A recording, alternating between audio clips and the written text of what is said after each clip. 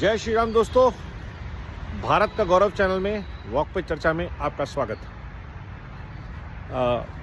Statement आया कि CAA अगले हफ्ते में इम्प्लीमेंट हो जाएगा पूरे भारत में। बहुत ही सराहनीय कदम, much needed.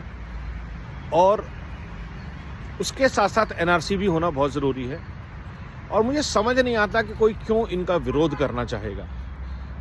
Citizenship amendment act जो है वो भारत की न्याय संहिता में, और ये कोई बहुत कानून में आमूल परिवर्तन नहीं हो जा रहा। सिर्फ जो लोग भारतीय वैल्यू सिस्टम के, सनातन के, अखंड भारत के थे पार्ट, उनके लिए अगर कुछ एक अमेंडमेंट आ रहा है, उससे किसी को भयभीत होने की इसलिए ज़रूरत नहीं है कि भारत के आज के जो नागरिक हैं उनके ऊपर इसका कोई प्रभाव नहीं है। जो प्रताड़ित हैं, माइनॉरिटी हैं, पाकिस्तान में, बांग्लादेश में और भी किसी कंट्री में, उनको अगर अमेंडमेंट के थ्रू जो यहाँ पे शरणार्थियों की तरह ऑलरेडी रह रहे हैं, अगर सिटीजनशिप दी जा रही है, इसमें किसी को क्या विरोध है और क्यों विरोध होना चाहिए। जब रोहिंग्या और बांग्लादेशियों को भारत की नागरिकता लेके वोट बैंक की तरह यूज़ किया गया, तब किसी को ऑब्जेक्शन नहीं था। तो ये सोशलिस्ट और सेक्युलर लोग हैं, इनको सारी प्रॉब्लम ये है कि अगर Bharat becomes to Hindus what Israel is to Jews। दुनिया में सबसे ज़्यादा प्रताड़ित अगर कोई कम्युनिटी है तो वो हिंदू हैं, जिनके आज पाकिस्तान में या बांग्लादेश में नाम लेवा लोग बचे हैं, जहाँ की जिस जगह पहले सारा का सारा ये अखंड भारत होता था। और ये सब पिछले 50-60 साल में हो गया और किसी ने आवाज़ तक नहीं उठाई। ऐसे समय पे जब भारत सरकार सीएए बोलती है लाने के लिए, तो किसी को ऑब्जेक्शन उस व्यक्ति के चरित्र पर, उसकी मानसिकता पर, उसकी राजनीति पर संदेह पैदा करता है। दूसरा, नेशनल रजिस्टर क्यों नहीं बनना चाहिए? किस लिए नहीं होना चाहिए?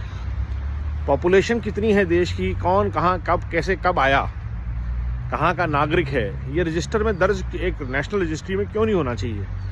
क्यों लोग छुपाना चाहते हैं अपने वजूद को, अपनी जड़ों को? हमें तो कोई समस्या नहीं है कहने में कि हम पाकिस्तान से रिफ्यूजी आए थे, मेरे दाद के भी और मेरे नान के भी। तो छुपाना कौन चाहता है अपनी जड़ों को? मैं भारत में पैदा हुआ तो मैं भारतीय नागरिक हूँ, सनातनी हूँ। मेरा इस भारत में पूरा पूरा हक है। भारत को बिल्ड करना बेटर मेरा फ़र्ज़ है। तो इसमें दुविधा कहाँ है? कौन है लोग जो लूट, झूठ और फूट की राजनीति करके इस मुद्दे को बढ़ा के रखना चाहते हैं, जलाना चाहते हैं, भुनाना चाहते हैं, ताकि एक भारत श्रेष्ठ Bharat, build back better Bharat जैसे मिशन फेल हो जाए। पिछली बार हमने देखा था शाहीन बाग में क्या हुआ था। प्रोटेस्ट, लाखों लोगों को रोज असुविधा, बिना किसी इशू के। सिर्फ जिहादी ताकतें और लाल जिहाद, सेक्युलर फोर्सेस सो कॉल्ड, उसके साथ लाल सलाम वाले लोग और जिहादी लोग मिलके ये सारा काम करते हैं। और भारत सरकार को इस बार पहले से तैयार होना चाहिए, बुलडोज़र लेकर। अगर कोई सड़कें जाम करे तो उसका तुरंत निदान करें, तुरंत। जैसा कि बॉम्बे में मीरा रोड पे हुआ, या जो योगी जी यूपी में करते हैं, वैसा इंतज़ाम अगर दिल्ली से बुलडोज़र नहीं आ सके तो कलिंदी कुंज से एंट्री कराइए बुलडोज़र्स की, नोएडा साइड से। और ये सारा जाम अगर लगे तो साफ़ होना चाहिए। देश में अराजकता के लिए कोई जगह नहीं है। देश में जो लोग काम करना चाहते हैं उनको रोकने वाला, उनको तंग करने वाले व्यक्ति के लिए कोई जगह नहीं होनी चाहिए। सीधा और स्पष्ट विचार सरकार का होना चाहिए किसी भी अराजक तत्व के लिए, जो ये बात अब भी नहीं समझ पा रहा कि भारत किस राह पर है और कहाँ जाना चाह रहा है 2047 तक। विकसित भारत संकल्प यात्रा में नागरिकों के लिए अगर सुविधाएं होंगी तो नागरिकों के कुछ फ़र्ज़ भी होंगे। भारत के लोगों के लिए ये सारी सुविधाएं होंगी, तो हमें तैयार रहना चाहिए एक विकसित भारत संकल्प के लिए।